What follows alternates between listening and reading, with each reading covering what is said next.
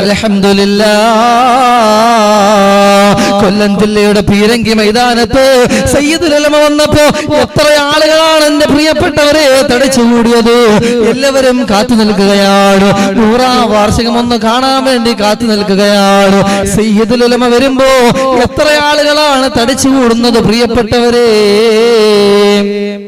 എത്ര ആളുകളാണ് വരുന്നത്. സയ്യിദുൽ ഉലമ വന്നിറങ്ങിയാൽ കാണാൻ കൊണ്ടുപോകാൻ ആളുകൾ കാത്തു നിൽക്കണം. ഇതൊരു സന്ദേശയാത്ര മാത്രമാണ്.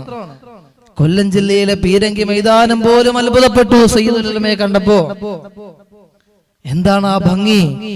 നമ്മളാരും ശംസുൽ ഉലമയെ കണ്ടിട്ടില്ല. എന്നാലും ബഹുമാനപ്പെട്ട ജഫ്രി മുത്തുക്കോയ തങ്ങളുടെ മുഖത്തേക്ക് നോക്കിയാൽ ശംസുൽ ഉലമയെ വരച്ചു വെച്ചതായി കാണാൻ നിങ്ങൾക്ക് കഴിയും. അതൊരു ഗുരുത്വമാണ് പ്രിയപ്പെട്ടവരെ. അള്ളാഹു കൊടുത്ത വലിയ നിഅമത്താണ്.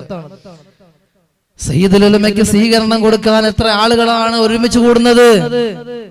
അത്ഭുതമല്ലേ, അത്ഭുതമല്ലേ. എനിക്ക് തോന്നുന്നത് കാസർഗോഡ് ജില്ലയെ സംബന്ധിച്ചിടത്തോളം കാസർഗോഡ് ജില്ലക്കാർക്ക് ഇത് അഭിമാന നിമിഷമാണ്. ഇതൊരു ചരിത്രമാണ്.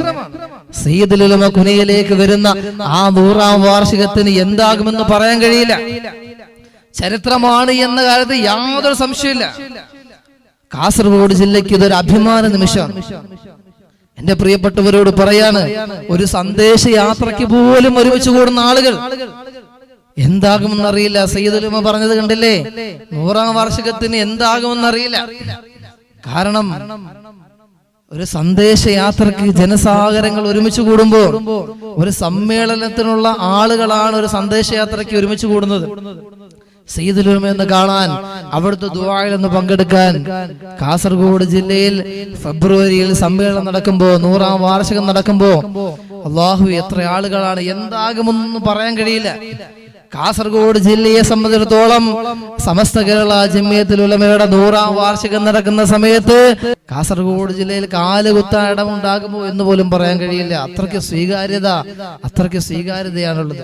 അല്ലാഹു സുബ്ഹാനഹു വ തആല ദീർഘകാലം ഈ ഉമ്മത്തിനെ മുന്നിൽ നിന്ന് നയിക്കാൻ ബഹുമാനപ്പെട്ടവർക്ക് അല്ലാഹു ആഫിയത്തും ആരോഗ്യവും പ്രദാനം ചെയ്യട്ടെ.